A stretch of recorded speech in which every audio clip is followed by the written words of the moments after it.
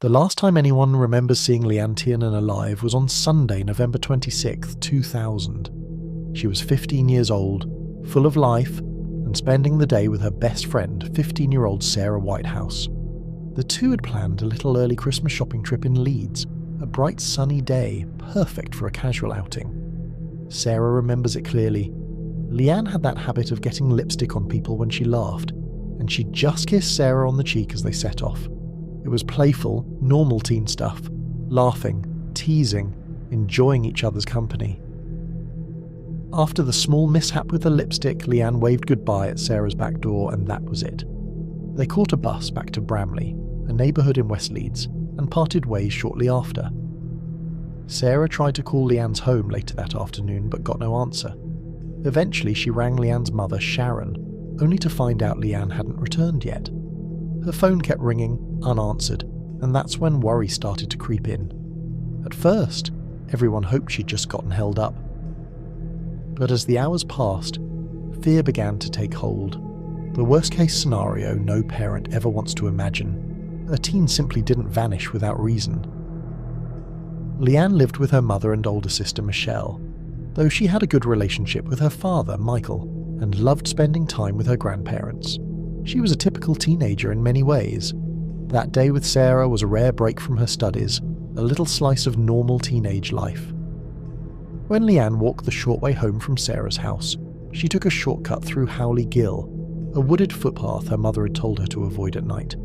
It was broad daylight, so she felt safe, but she never made it home. By 5:20 p.m, when Sarah called and got no answer, concern escalated. Leanne's mother tried repeatedly to reach her on her mobile, but it was switched off. By evening, with no sign of her daughter, Sharon Tiernan called the local police to report her missing. And so began the first night of a frantic search, full of worry, hope, and uncertainty. What should have been a 20-minute walk home had turned into every parent's nightmare. As night fell, the worry for Leanne only grew. The police, led by Detective Superintendent Chris Gregg, sprang into action, but the search was far from easy. Bramley and its surrounding areas had over 700 houses, plenty of open land, woodland, canals, drainage shafts and wells, places where a teenager could hide, or worse. Sarah, Michelle and Leanne's family tried to do what they could. They grabbed flashlights from their local church and combed the neighbourhood, shouting her name through the quiet night. It was a small comfort, but it kept hope alive. Locals joined the effort too. Flyers went up across town, posters appeared in stores, and the community rallied to keep the search visible. A £10,000 reward for information was also offered. Several witnesses had seen a man walking his black and tan dog near Howley Gill around the time Leanne disappeared. Composite sketches were made, and calls to dog owners in the area came fast and furious. 70 men were checked, all eventually cleared, but it showed just how desperate investigators were to find her. Days turned into weeks. The public continued to rally behind the Tiernan family, leaving no stone unturned, hoping against hope that Leanne would be found alive. Every day that passed without news was a mix of fear, grief, and stubborn hope. Neighbours, friends, and authorities worked tirelessly, but the trail of a missing teenager can grow cold quickly. By the end of the first week, despite thousands of doors knocked on, houses searched, and DNA samples collected, there was still no sign of Leanne. The community clung to the hope that somehow she would walk back through that door, unaware that the situation was far more sinister than anyone could have imagined. Months passed, and the search for Leanne seemed to stall. The community's hope was being tested every single day. Then, on August 20th, 2001, nearly 9 months after she vanished, a breakthrough came in the most tragic way. Mark Bisson, out walking his 2 dogs in Linley Woods, a dense area just inside North Yorkshire, stumbled across what he first thought was a pile of discarded items. On closer inspection, he realised it was something far more disturbing: the shape of a human body, wrapped and hidden in layers of trash. What he found was a floral duvet, tied up and concealing the remains of a young girl. Police arrived quickly, removing 9 heavy-duty green garbage bags to reveal the fully clothed body of a teenager. Leanne's hands were bound behind her back with 3 yellow cable ties, and a leather dog collar had been secured around her neck. Even with decomposition, investigators could tell she had been strangled. For the Tiernan family, it was a moment of heartbreak beyond words. The girl they had been searching for all those months was gone. And yet, even in death, the details of how she was found gave investigators critical clues. This location was not unfamiliar to police. In 1992, another young woman's body had been discovered in the same woods, her killer never caught. The discovery of Leanne's body set off an intensive forensic investigation.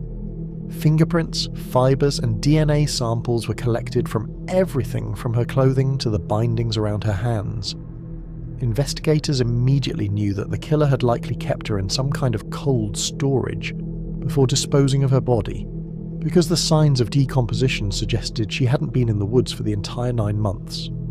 Every piece of evidence, from the dog hairs on her clothing to the type of cable ties and garbage bags, pointed to someone local.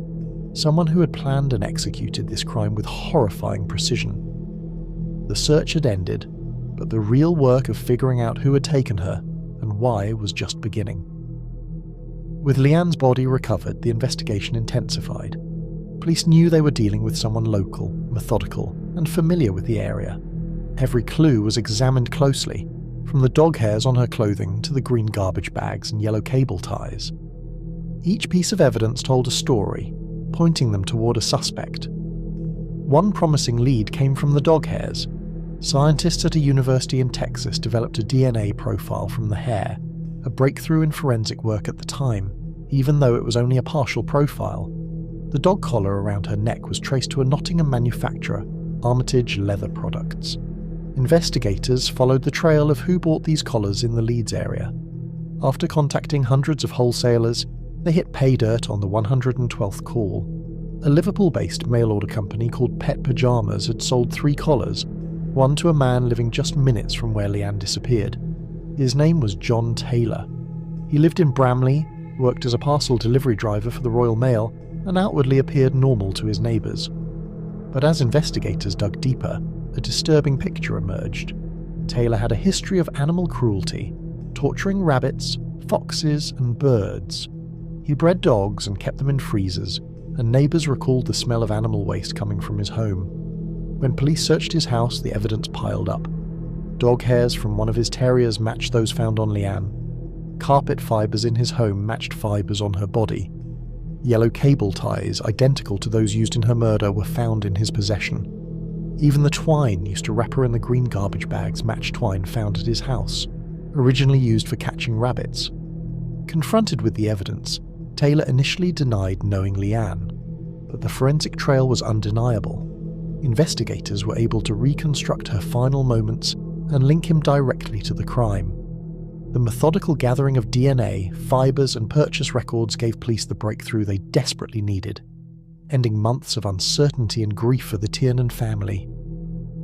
John Taylor, the man who abducted and murdered Leanne, lived what appeared to be a normal life in Bramley, Leeds. A parcel delivery driver, divorced, with 2 children, outwardly unremarkable to his neighbours, but beneath the surface he was deeply disturbed, having a long history of animal cruelty, sexual violence, and bondage fetishes. Investigators discovered that he had killed and kept animals in freezers, tortured pets, and used cable ties and scarves in ways that eerily mirrored how Leanne had been restrained. The forensic evidence connecting him to her murder was overwhelming. Dog hairs, carpet fibres, yellow Royal Mail cable ties, and the specific twine used to wrap her body all matched items in his home, and his purchases traced him directly to the area. Taylor was arrested, tried, and found guilty of kidnapping and murder, receiving 2 life sentences and a whole life order, ensuring he would never leave prison.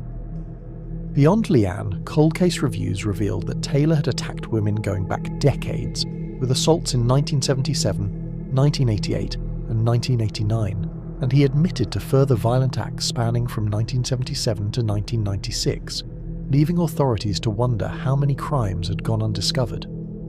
Leanne's case, though tragic, became a turning point in forensic investigation in the UK, highlighting the power of DNA, fibres, and meticulous police work, and her story continues to remind the public of the devastating impact one person's evil can have on families and communities while ensuring that Taylor's reign of violence ended behind prison walls.